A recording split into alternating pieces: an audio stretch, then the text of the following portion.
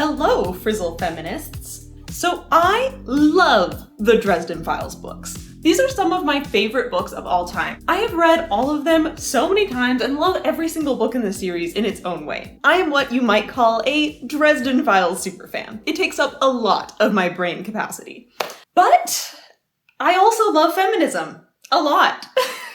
I have called out many a person in life who has made a sexist joke in front of me, and I've had to put quite a few guys in their place when they assumed that they could do physics better than I could. But like, the Dresden Files series can get kind of sexist, and I hate that about it, but I also kind of love it about it. Because I love everything in the Dresden Files, including the sexism moments, and let me elaborate on that, please, because I have so much to say on this. First thing you have to understand is, above all, I love discussing things. I love analyzing things. And the sexism in Dresden Files gives me so much to analyze.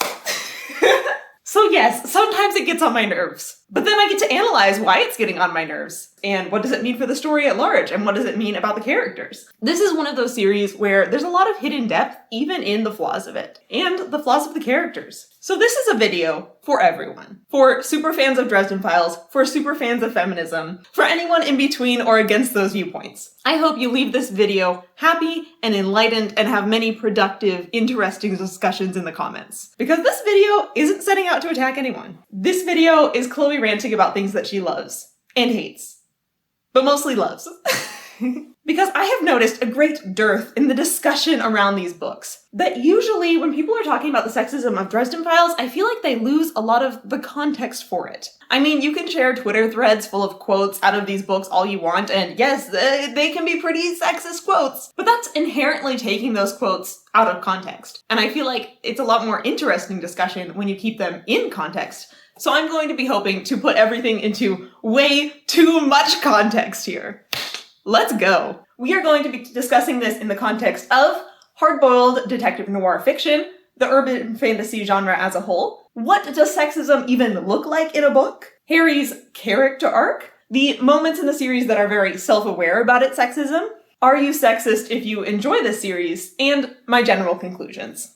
But first, for context, what is the Dresden Files? This is a fantasy series that follows Harry Dresden, a wizard in modern-day Chicago. In the beginning books, where I'm focusing most of this discussion, Harry Dresden is for hire, oftentimes by the Chicago Police Department when they encounter something that they suspect might be magic or vampires or fae, etc. And he has a lot of sexist viewpoints and comments and etc., which is especially prominent sometimes because it's a first-person narrative and we're getting everything through Harry's voice. He's telling us the story. So first, the context of detective noir fiction. The Dresden Files takes a lot of its tonal cues and some plot elements from the genre of detective noir fiction, particularly the type that was popular around 1930. Hello, Chloe from the future here. I realized that I was getting some terms wrong in this video. I refer to these books as detective noir fiction, and upon further research, I realized that it fits more into the subgenre of detective fiction of hard-boiled detective fiction, often confused with noir, and sometimes intersecting with noir, but not the same thing. So just every time I say noir in this video, replace that with hard-boiled. That will be all. This is the classic moody, depressed detective hero who saves the day with his masculine power and detective skills, and also his very sexist outlook on life, oftentimes. Particularly important to this discussion is the archetype of the femme fatale, very present in detective noir fiction, which is a very sexy woman who seduces the hero and turns out to be evil. So you find that a lot in detective noir fiction, and you also find that a lot in Dresden Files. Oops. So to gather context for this, I went and read some detective noir fiction. The one I'm discussing here is The Maltese Falcon, the most famous of the detective noir books written in 1930. The epitome and classic of the genre, according to the internet. I am not an expert. So, is this book as sexist as rumored? Well, the main character is, but calling the book sexist is a little bit more complicated. As a simplicity, we're just going to be looking first at the very beginning of this book. In the first paragraph, we get introduced to our main character, Sam Spade. More on that later. And then in the second paragraph, we get introduced to his female assistant. She was a lanky, sunburned girl whose tan dress clung to her with an effect of dampness. So right from the get-go, we have the sexy descriptions of women, looking at it through a masculine, leering lens, which we will be discussing in further detail later. But then the general theme of sexism escalates in the next few paragraphs, as the assistant informs our detective that there's a woman waiting to see him, a potential client. And then to sweeten the deal, the assistant adds, "You'll want to see her anyway, she's a knockout," implying that the biggest asset and the thing that makes women important is their looks. So like, that's not the best look for this book so far, right? Just saying. But then if we look at the book as a whole, a little bit deeper, this woman that's coming in, that they are underestimating because of her good looks, and they're assuming she's just the looks, is our femme fatale, who turns out to be an evil mastermind who was playing up her looks in this in order to be underestimated because she was manipulating them all along. So maybe at the very beginning of the book, the message is she's powerless without her beauty. But by the end of the book, the message is more she used her beauty as a power, as a weapon, intentionally, because she's smart and has her own agency, is making her own decisions, has a personality and motivations, etc., is not just a sex object after all. And it's our detective's flaw and mistake that he considers her so at the beginning of the book. Throughout the entire book, our detective, Sam Spade, is a total womanizer.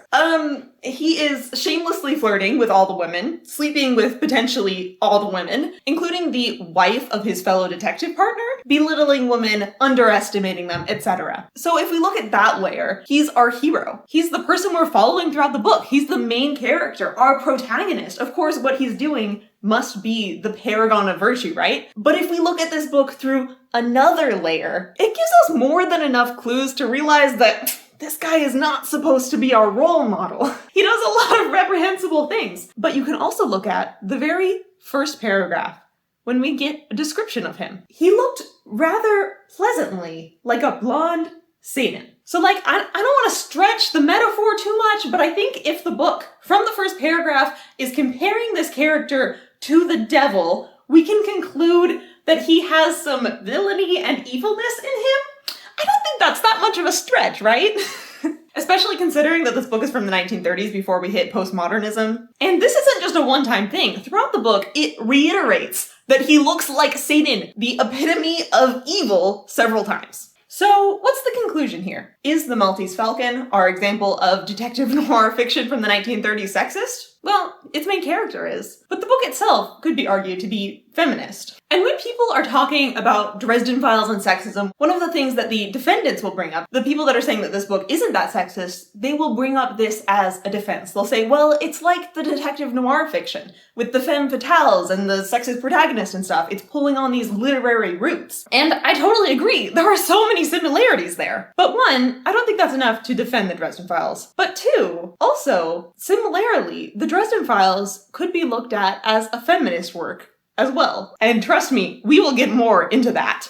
But first, I want to transition into a slightly different form of context for this book, which is its relation to the genre of urban fantasy. Dresden Files is undeniably a part of the detective noir genre. It's even more undeniably an urban fantasy book. And there are lots of male lead, written by men, urban fantasy books that share a lot of the sexism problems that are often objectifying women as sex objects in the books. But you know what? I've read a lot of urban fantasy, both male lead and female lead urban fantasy, and I would say that the objectification of men in female-led urban fantasy is about the same level of severity on average.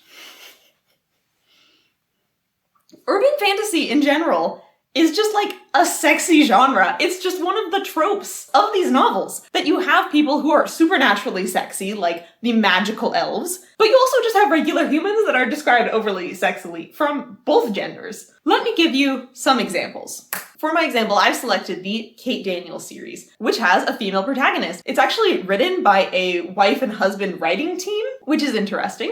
Let's look at this quote. This is introducing Jim, who is the partner in crime of our female protagonist, Kate. A man was leaning against my truck. He wore a dark gray shirt, black jeans tucked in soft boots, and a black cloak that wanted very much to be a cape. He seemed to shrug off the sun's rays, not a man, but a rectangle of darkness cut in the shroud of sunlight. He held up his arms, indicating something about 3 feet wide. The cloak parted enough to show the muscle roll across his chest underneath the fabric of his shirt. The nest was this big, Kate.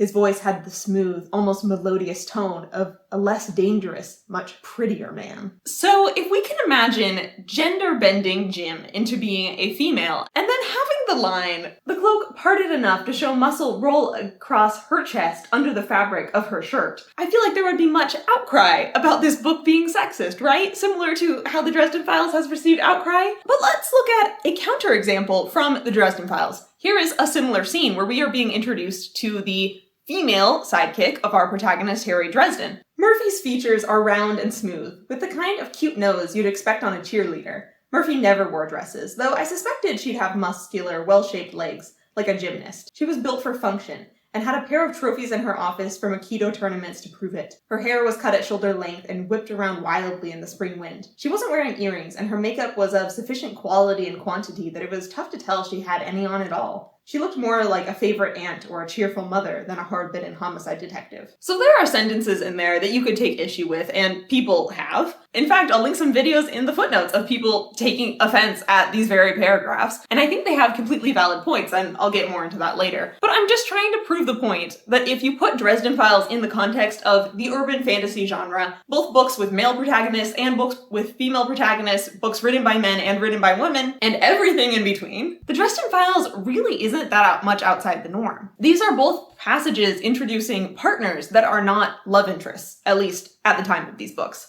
And the descriptions of these characters do go on more in these books and get more and more sexy at different times and less sexy at other times. But the Dresden Files is certainly participating in this genre trend. In urban fantasy, we often have the male gaze, and we also often have the female gaze. And I feel like the male gaze gets a lot more hate than it deserves. So let's pick that apart a little bit more. What does sexism look like in a book? When is the male gaze bad? Because I totally get it that some people are just tired of hearing women sexually objectified. It is part of our misogynistic culture at large. And to the people who read these books and just check out and decide it's not for them, I salute you. Like, these books aren't for everybody, and that makes them really hard to recommend sometimes. Because the male gaze of looking at women as very sexy through a masculine lens is very closely linked with objectifying women as sex objects. So let's pick that apart a little bit. I think there are a few different parts of the objectification of women, which, let's just say for argument, is a bad thing. One of them is the male gaze, is over-focusing on the looks of women, and maybe not paying attention to, like, their personalities and other things. But that's not all there is. I think you can focus a lot on the good looks of a woman, but still respect her as a person. The two aren't mutually exclusive. Yes, they often go together, so I understand exactly why. I understand totally why someone might be triggered by hearing those kind of descriptions, because, I'm triggered too. I hate it. I hate the sexism of Dresden Files, but I love to discuss it, so here we are. But there's also a few other parts of objectifying women. It's not just the male gaze. It's also when women lack respect and autonomy and agency. It's when women don't get to make their own decisions. It's when a man just declares that he's going to make the decisions for a woman. That's another part of objectifying her, because it's taking away her power to make decisions for herself, to be a full independent person. And if we look at it in fiction books, it's also the phenomenon where women tend to get less fleshed out character arcs than men. It's like the woman's plot is just as a service to the man's, and she isn't really getting her own development, or motivations, or wants, or desires, or flaws, etc. The female character is a prop for the male character. So if you have all of these points in a book, the male gaze, loss of decision-making power from women, and the loss of a character arc for women, yeah, that book is definitely sexist. But is that the Dresden Files? Yes, there is a lot of male gaze.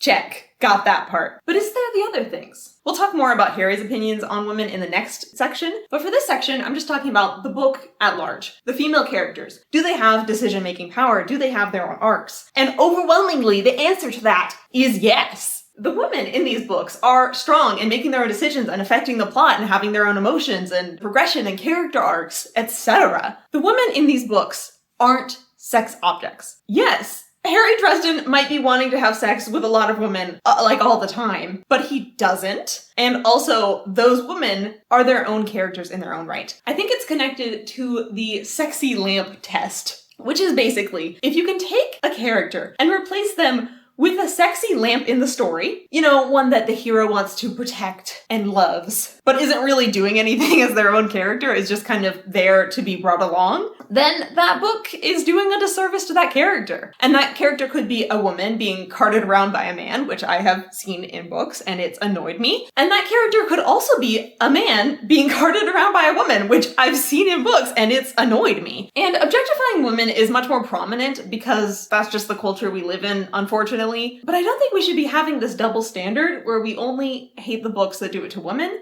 and we don't really talk about the books that do it to men. I think it's totally fine to have the male gaze or the female gaze in books, as long as those characters are not sexy lamps, are actually, you know, characters with decision-making power and their own character arcs. And that isn't an opinion that I've always held, but as I've read more and more books, and I've seen more and more sexy lamp characters and gotten more and more used to reading male and female gaze passages, that's where I've landed. So now let's talk about Harry's flaws and character arc throughout this series pertaining to his sexist traits. So like, yeah, Harry Dresden is sexist, and he's our narrator, which makes these books feel kind of sexist sometimes. Some people will tell you that if you just keep reading throughout the series, he gets better, which is kind of true and kind of not depending on how you look at it. So let's look at it both the ways right now, because we are searching for greater context. So Harry Dresden overemphasizing women's bodies and how sexy they are, that's kind of a constant throughout the series. It waxes and wanes throughout the books, but it never really disappears. But like I said, I don't think that's inherently a problem, so long as Harry's actions towards women are respecting their decision-making power and respecting them in general. So is Harry sexist in that way? In the beginning of the series, oh yeah, he's sexist in that way.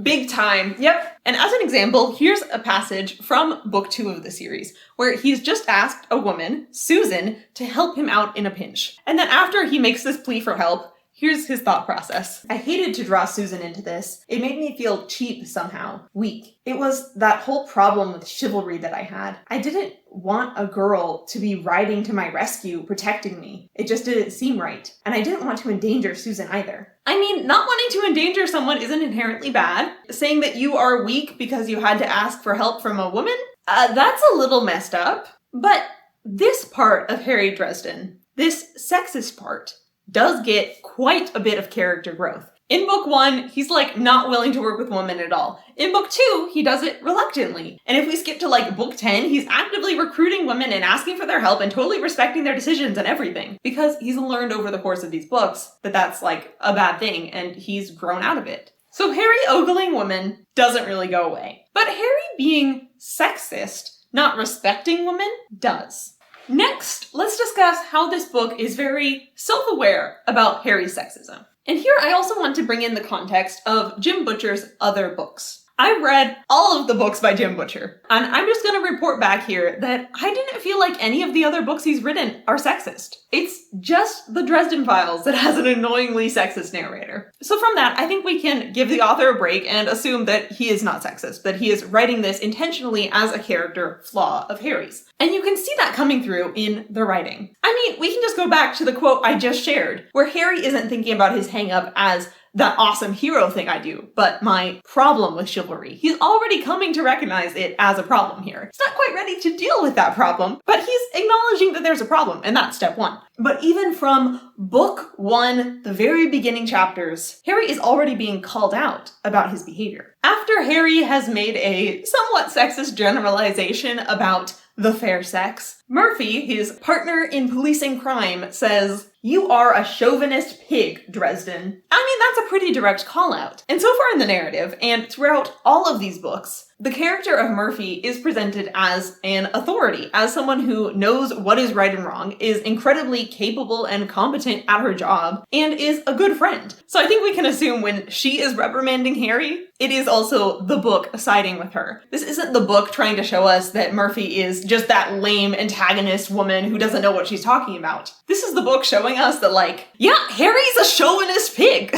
And throughout these books, the archetype of the femme fatale is used very carefully and precisely. So the archetype of the femme fatale, as I would interpret it, has some sexist parts and some feminist parts, and it depends on what you emphasize in your story. The sexist parts is if your message about the femme fatale is, see, all women are evil, especially the really sexy ones trapping those men with their sexiness, it's all the women's fault. So if that's your message, no. But you could also interpret the femme fatale in different stories, where they emphasize different parts, as a woman who is crafty and manipulative and competent and powerful, and is using her looks and her body as a tool of her power. It's a way to display this feminine strength. And we see that throughout these books. Let's look at an interaction with Harry and a very sexy woman in book 1. If you were going to be pulling out annoyingly sexist quotes from book 1, these should really be on your list because they're up there. There are many sentences in their interaction like this, but let's just pull out a highlight. Harry says, "She was driving me crazy. That voice of hers inspired the kinds of dreams you wish you could remember more clearly in the morning. Her expression promised to show me things that you don't talk about with other people, if I would give her half a chance." Your job, Harry. Think about your job. So what's the context for this quote? 1, we have at the very end of the paragraph, Harry censuring himself for thinking this way. He knows that this is not a productive thought process. But also, if we look at the larger context of this conversation, we can see that the woman is very intentionally behaving this way because Harry is trying to question her about things that she doesn't want to answer the questions about. And so she's intentionally trying to act more attractive in order to distract him. And it almost completely succeeds because Harry is a dum-dum who looks a lot at women. This is a thing that makes this woman more competent and real with her own goals and motivations and character arc, not less. You could look at this paragraph out of context and claim that this is objectifying the woman, that this is making her only about her attractiveness. But you can also look at this paragraph with a little bit more context and see that this paragraph is the woman getting one over on Harry Dresden, is her using the tools of her feminine wiles, is her displaying her evil mastermind femme fatale skills, and is making this book, in a way, more feminist. She's not a sex object. She's a person using her talents to get what she wants, to be the dominant one in this conversation. And throughout the book, we get to see this character through lots of different lenses. As a concerned family member, as a person willing to take risks to try to do what's right. And it's moments like this where I can say, yes, well, Harry Dresden is sexist in many ways, especially in the early books before he gets character development. The books themselves aren't. Because the books themselves aren't siding with Harry in his beliefs that women should be protected at all costs because they're fragile and can't handle themselves and shouldn't be trusted to make their own decisions about that. The book thinks that Harry is a chauvinist pig, and that's the thing that makes him weaker because of it. So, another thing. Are you sexist if you like this book? You must be, right? Because Harry Dresden is real sexist and you're right in his head, so if you like that, you're probably sexist too, right? Wrong. And I think this is part of what makes this topic so hard to discuss. Because, of course, if you love this book, like I do, and someone is like, but don't you know that book is sexist? Well, of course you're gonna get defensive because they're implying that you are sexist for liking the book. But I don't think that's the case. Let me tell a little anecdote. Once upon a time, I was in this college physics class. There was a lot of homework in this class, and it was very difficult. There was this one guy who I had a very similar schedule to. We had all these classes together, and we became friends. And we would often work on the homework together. Now, 85% of the time, it was me helping him with the homework. I still enjoyed his company, and working through the problems with him helped me understand the material better. Like, this was a very productive and fun study group. And then one day, after months of me helping him with his homework, he said to me quite seriously that men make better engineers and scientists than women because men are just better at thinking logically. Which offended both my feminist sensibilities and my scientist sensibilities. Because how dare? In STEM contexts, I've had more sexist things said to my face, but that was the one that hurt the most because it was from someone that I considered a friend. And you know who recommended Dresden Files to me? This guy. So from this anecdote, you could conceivably conclude that, see, sexist pigs are the ones who like these books. But you know what? He has read 2 of these books before giving up on the series, and I have read all of these books at least 2 times and am still obsessed with the series. So I think we can actually conclude from this anecdote that love of the Dresden Files and sexism do not correlate. So let me just stand up for all the people that love Dresden Files. As an active, passionate feminist, you can be a feminist and still love this series. Here's my conclusion with it all. There are sexist parts of the Dresden Files series. Harry Dresden's attitude towards women, particularly in the early books. I can pull out quotes of Harry underestimating and objectifying women like a champ. There is a lot of it in these books, and I totally understand that that means that these books aren't for everyone. That for some people, that's just going to completely ruin their enjoyment of these books, and that's okay. And there are scenes in these books that I do feel like disrespect the women characters. There aren't many of them, but they do stick out in my memory as scenes that I hate. The one that I hate the most is the one with Murphy and the pants and the laser tripwires. You know that scene. It's a big no from me. So these books, from a lot of different perspectives, could be called sexist. But these books, also from a lot of perspectives, could be called feminist. Because the message of the whole series isn't, it's good to objectify women. The message of the whole series is Harry becomes a better person as he learns not to objectify women, as he learns to respect women. That's part of his character growth. And at the beginning of the books, Harry is a less good hero because of his hangups here. There are lots of strong women in these books that are powerhouses in their own. It's okay to love the Dresden Files. It's okay to hate the sexism of Dresden Files. I do both. Subscribe if you want to see more videos. There's a new one on Frizzle Fridays. Please let me know in the comments what you think about all this. Let's have a nuanced discussion with lots of context. Thank you for watching.